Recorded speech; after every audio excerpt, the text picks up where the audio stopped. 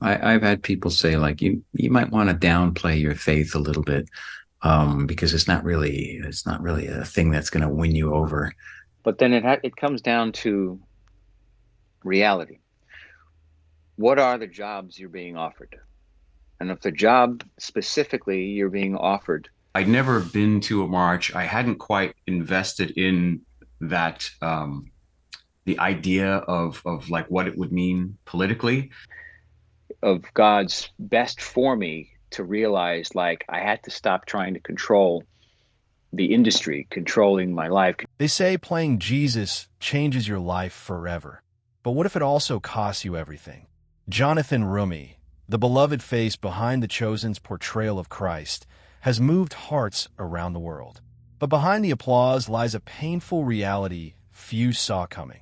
Hollywood doesn't always reward faith. In fact, it sometimes shuts the door entirely. Roles stop coming. Industry whispers warned him to tone down the Jesus stuff. But what does Roumie do in all these? Do what I think I needed to do, and check in with God, and that became the deciding factor. So, yeah, you just discern, pray, surrender, and but also try if you have the opportunity, try to find the arc where Jesus is with whatever characters that are flawed. And surprised because that's kind of what I had heard about, and I just see how people um, react and how you look at the majority of the work that is put out in the secular world, and you know faith isn't Jonathan Roumie has never been shy about his faith, but not everyone in Hollywood sees that as a strength. As his portrayal of Jesus gains global recognition, some within the entertainment industry have subtly suggested that his outspoken Christianity could limit his future opportunities. In a culture where faith is often viewed as a private matter, or one best kept off set, Roumie's boldness can feel out of place. I've had people say like you might want to downplay your faith a little bit because it's not really a thing that's going to win you over, to people, and in casting films and TV shows. It's like people are more, I think in Hollywood especially, people are kind of nervous about talking about their faith in a business setting. I never was. I was just, I'm happy to talk about it, to anyone who wants to talk to me about it. But, getting that kind of advice was a little strange and disappointing, but Some have even advised him to tone down his faith if he wants to be considered for other roles. But before we show you what Jonathan said next during this interview, let's quickly show you this next very intense moment and what happened in it. Skian says, fellow actor here, how do you balance Exactly. taking jobs and staying true to your faith? I almost always feel the art culture is at odds with my faith. You know, I feel like the culture is, in general, at odds with faith. But then it comes down to reality. What are the jobs you're being offered? And if the job specifically you're being offered, For actors of faith, the line between opportunity and compromise can be painfully thin. Jonathan Roumie understands this tension better than most. As someone known around the world for his role in The Chosen, he's faced with questions not just about his craft, but about his convictions. And when aspiring actors ask how he stays true to his faith in such a challenging industry, his answer is thoughtful and honest. because that's an effort, a feat in itself as an actor to get a job.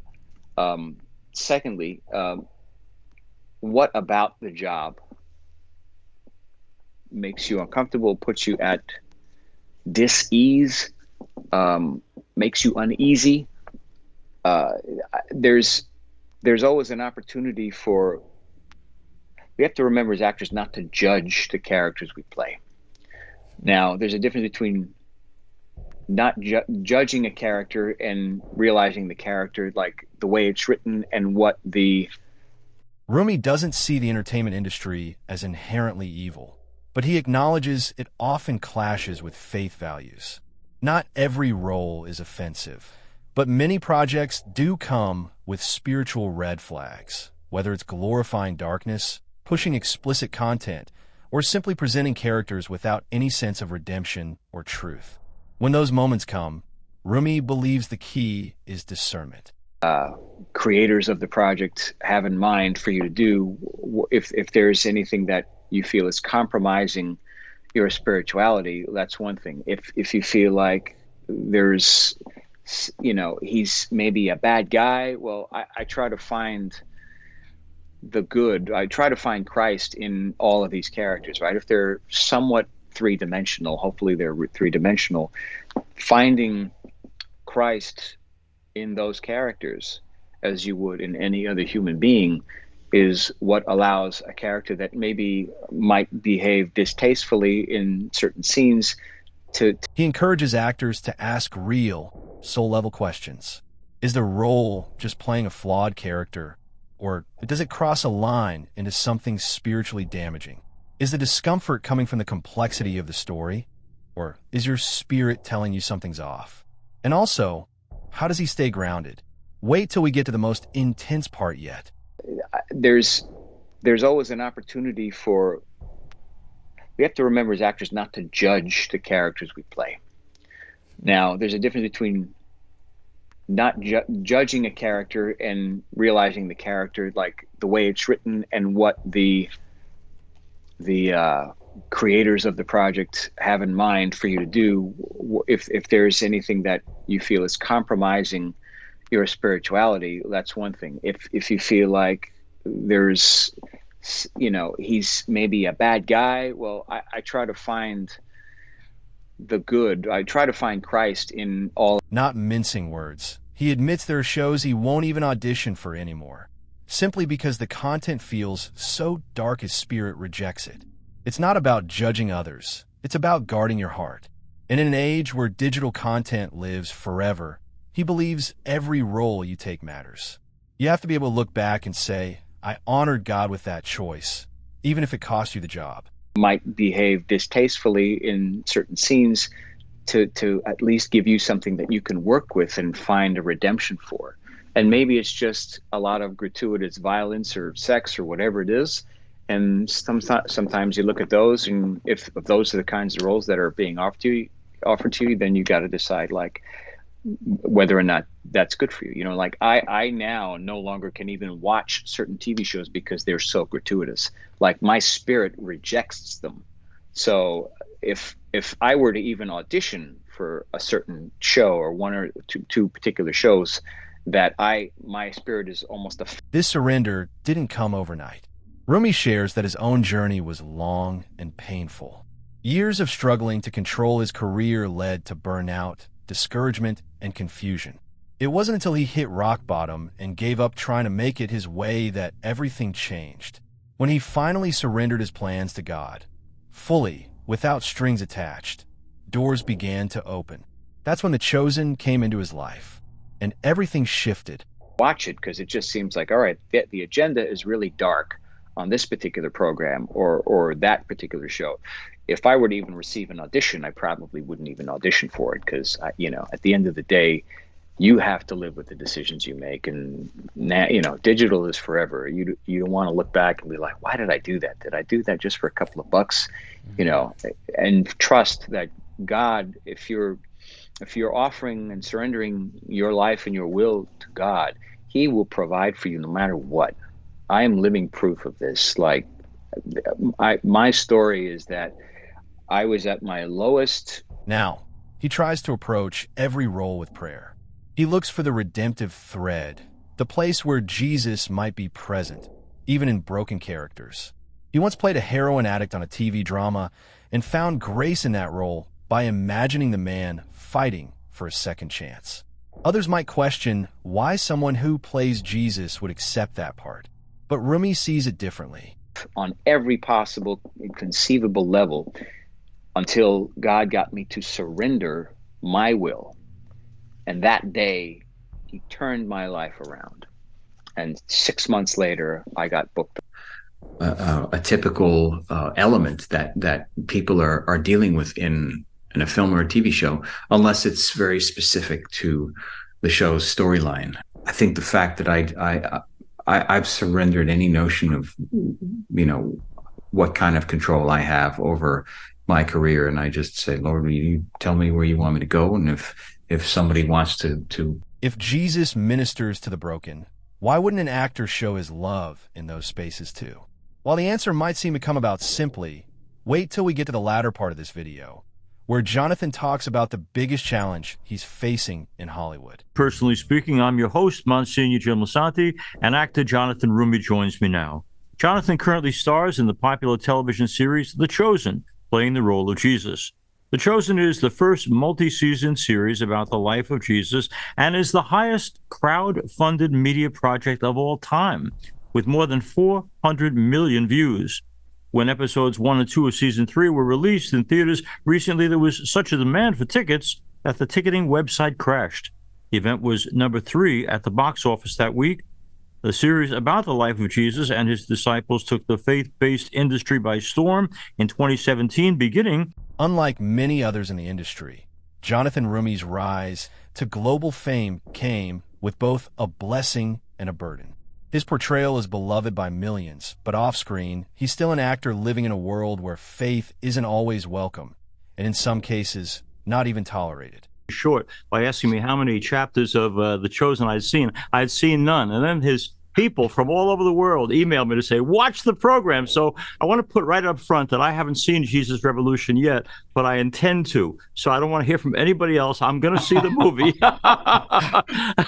And Jonathan, let me start with this wonderful character of Lonnie Frisbee. I'm big into family of origin and how it impacts on us. Did he come from a place where there was anything spiritual, religious, or was this a late blooming development in this wonderful man? Thanks for having me, Monsignor. So yeah, Lonnie had an influence. In one of his most no-holds-barred interviews, Roumie acknowledged the weight of being publicly associated with Jesus. He spoke about how success has shifted his daily life, even the way he goes to church. What used to be a private, sacred space now draws people hoping for a moment of connection, a prayer, or even a miracle. It's not fame he chases, it's responsibility he carries.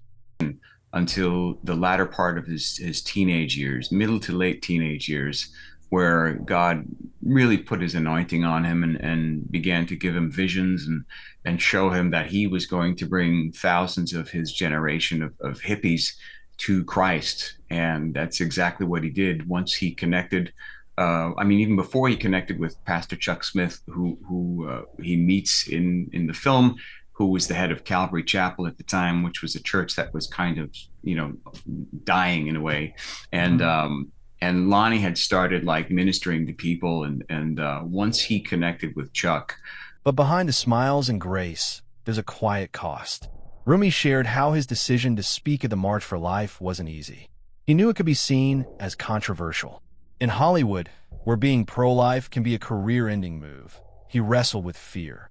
He even spoke to well-known actors who warned him about backlash they'd receive for standing up for life. And I know the Jesus Revolution took place about 50 years ago, and I'm wondering, in light of 50 years of a relativistic morality, far fewer people going to institutional religion, people talking about being spiritual but not religious, could something like this, where a guy of great charisma like Lonnie, and then someone like the pastor getting together with his intellectual understanding of the Bible, could people come together now and make a movement like the one we discover in Jesus Revolution? I think we're seeing it now, Monsignor. Like if you look at what's happening at Asbury University in Kentucky, and then these tangent. At one point, he considered dialing back his message, keeping it vague. But the closer the day came, the clearer God's call became. He couldn't stay silent, and when he finally surrendered, the words poured out. That speech would resonate with thousands, especially the younger generation. Country, there are movements of revival all over the place, and I think it's like these little pockets of fires are just starting to light up, and I think it's only a matter of time before we're in a full-scale cultural revival, spiritually led, of course, by the Holy Spirit, and seeing essentially a repeat of what had happened 50 years ago. For our listeners and watchers, Jonathan Roumie hails from beautiful Long Island, where I have a parish. I mention that because another great actor from Long Island is a woman named Margaret Colin. And maybe this speaks to your point about That's the difference with Roumie. He's not just an actor who happens to be Christian. He's a Christian who happens to act. And while that path may cost him roles in Hollywood, he's fine with that. Because for him, the goal isn't the next gig. It's staying in step with the God who called him.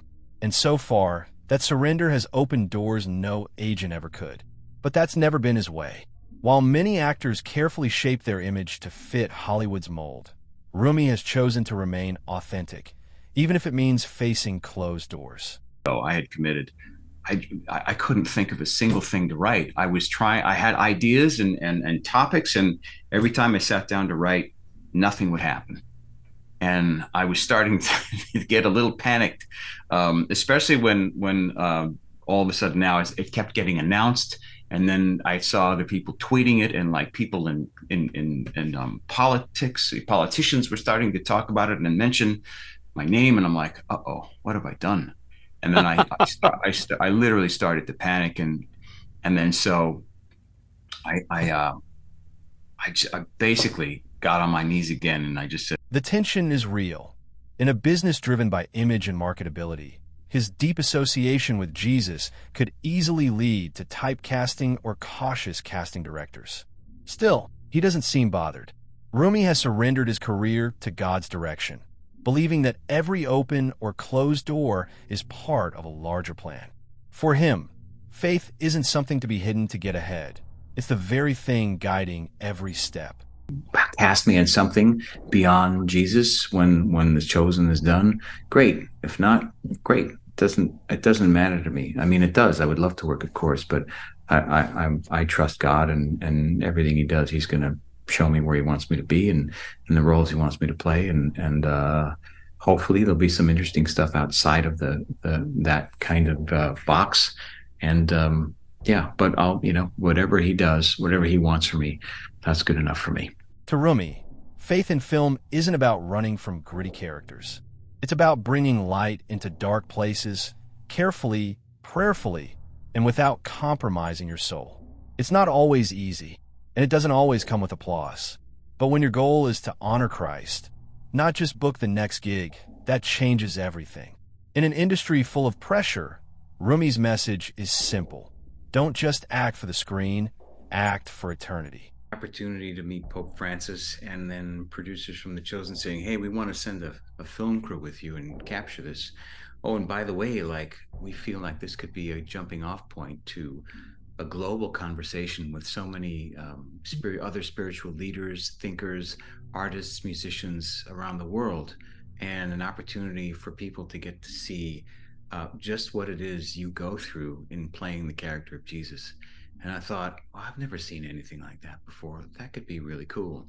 And I think it could end up inspiring some people, because we would be talking a lot about the themes of surrender, because that's largely Jonathan Roumie never set out to become the face people saw when they prayed. But since stepping into the sandals of Jesus in The Chosen, that's exactly what's happened. And it's changed his life in ways few could understand. Of what it meant to actually achieve a modicum of success at this stage in my life. Hey, Jonathan, one thing that stuck out to me in this docuseries, you talk about how sometimes people have a hard time separating Jonathan from Jesus. And you say in one scene that people have told you that when they pray to Jesus, they see your eyes. And I thought that's a violation of the second commandment, right? Like that's a little disturbing. That must be uncomfortable for you to hear as an actor. How do you deal with the discomfort when fans struggle to separate you from Jesus? Well, I don't think it's... Roumie shared a striking moment from the docuseries where fans told him they see his eyes when they pray to Christ. For him, this wasn't flattering. It was troubling. He recognized the spiritual risk, people blurring the line between the man and the Messiah. His answer? Humble clarity. I'm not Jesus. I'm Jonathan, That's why he agreed to make the docuseries Jonathan and Jesus, to help viewers make that distinction and understand the burden behind the blessing. And hopefully will give people a better understanding of what the challenges that I have tend to be, and so that if they do happen to meet me in person somewhere, because it's always possible, maybe they'll approach it differently. I mean, I've had pretty favorable encounters, but there's some people that haven't been, the kindest, and they just take certain things for granted. Like, you could be at a table and they just kind of come up and snap a selfie, like as you're in the middle of taking a bite of food, and you're like, well, would you do that to anybody, like anywhere? Like, but even in public, Roumie carries the weight of the role. He recalls people snapping selfies while he's eating, well-meaning perhaps, but missing the boundary. It's not fame he fears. It's nothing but a misrepresentation. Fame fades, but the image of Christ should remain sacred. A slightly better place. And I think talking about and having these conversations is a way for us to get there. Mm-hmm. Now, Jonathan, you talk about the tremendous pressure that does come with playing Jesus Christ, the Son of God. How do you balance your fame with your deep spiritual focus on God, which I feel like really does come out in this docuseries? I tend to do a lot of praying, Leah. I kind of like when Jesus, was overwhelmed, and at the end of a long day, he would go off by himself. And when asked how he balances fame and faith, Roumie speaks simply: prayer, solitude, and the sacraments. Like Jesus retreating to the mountains, he often seeks quiet moments to recharge, going to daily mass or confession just to stay spiritually grounded. And you do talk about surrendering to God, and we talked about that earlier in the interview. That's been so important in your life. Why is that such a central part of your life, and how do you continue to keep surrender in mind as The Chosen continues to blow up and become such a global phenomenon? I think the same thing applies. When I'm in prayer, that's an opportunity for me to just humble myself before God and realize that every good thing comes from him, and everything that I have in my life. The most powerful thread running through his story is surrender. Jonathan's career only began to thrive after he gave it all to God. Before The Chosen, he was broke and unsure of his future. But when he let go, God opened a path, one that came with honor, responsibility, and spiritual warfare. And he knows, if he ever starts believing the hype, he's in trouble. And so, as long as I stay connected to my faith, that's how I stay surrendered. It's if I were to, believe any of the hype that anybody might write, or believe, or let any of the compliments go to my head, then I'm in dangerous territory. So as long as I stay in prayer and connected to my faith, it allows me the vehicle to be able to stay surrendered to God. Jonathan, thank you so much, and I'll see you this week on the steel carpet. However, Jonathan has also acknowledged the potential for typecasting, a common concern for actors closely associated with iconic characters. In a recent interview, Roumie expressed his commitment to following where he believes God leads him, stating, "I made a commitment several years ago to go wherever God wanted to lead me." Despite the challenges, Roumie has continued to diversify his acting portfolio. He is set to star in an upcoming romantic comedy titled Solo Mio, alongside Kevin James, marking a departure from his role in The Chosen. While Jonathan is very much aware of the potential for typecasting, he remains open to varied roles that align with his values. Kindly share your thoughts and opinions concerning this video with us, and don't hesitate to like and subscribe for more.